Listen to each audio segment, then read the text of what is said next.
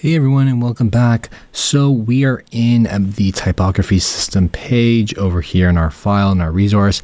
Now this is what you're basically going to get right now. I'm not going to really go into like the nitty-gritty details of how to create this. I mean, it is just a bunch of rows where we have like a row over here and we have a container with like the different style elements, or like the different properties that we have here. But I'm going to actually explain why I want this row and just, started creating something a little bit more well-defined. Now, we had these different sizes over here that we created. I took them and copied them into here. I also actually just displayed the font families because, it's nice to just kind of see what exactly we have here in terms of like the our headings and like our UI font. I think it's a really nice way to just display them and just to see what you have available to you. Right now, we're really only using 3 different variations here between regular, medium, and semi-bold. We may go into bold sometimes. Same with like the font families here. With all the font weights here, we're probably just going to be using semi-bold the majority of the time. So, we have these others available to us, but we can keep it really simple and not have to, move around too much. So let's jump in.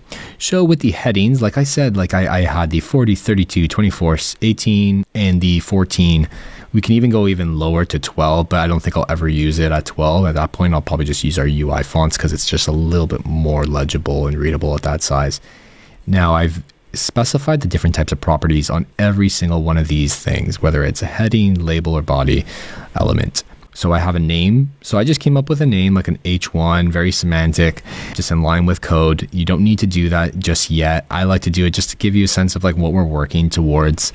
We also have things like, the weight that I'm using just to remind myself. We have the pixels and we have the line height. So these are the settings for headings. And then when we go to body copy, once again, I am using, like I said, regulars and mediums all the way from 16, 14, and 12, all at 150%. This is going to be used for anything that are paragraph based, anything in regards to, using it for like maybe a card. If you have like a registration, you need to explain certain things like a registration question. So definitely for forms and stuff like that, this is gonna, come in really helpful. And it's gonna be really helpful for us and to just use that really quickly. Once again, same type of convention. If anyone's ever used anything like base CSS or tachyons or Tailwind, they have pretty similar naming conventions for styles and variables and whatnot, and even styles or CSS classes. Then we have our labels. And so this is very much similar to our body copy area, but now we're using regular and semi-bold for it, and we are just shrinking the line height. Now you may be thinking, oh my God, like there's so much variation here. Yeah, there is and there isn't. We are obviously, I think we won't go beyond this as we use it. But, you should come up with something that's, you have a little bit of variation to use. You don't want to get stuck and feel like, you don't have enough variation in your styles, in your typographic styles.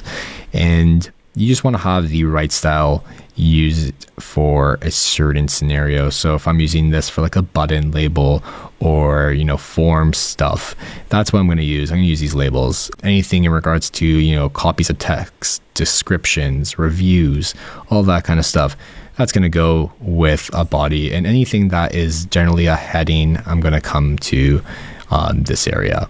So definitely take a look at this. See if you want to, plug and play your own into here. You could just copy and paste your own styles and then, swap them out. But this should give you a really good foundation as we move forward.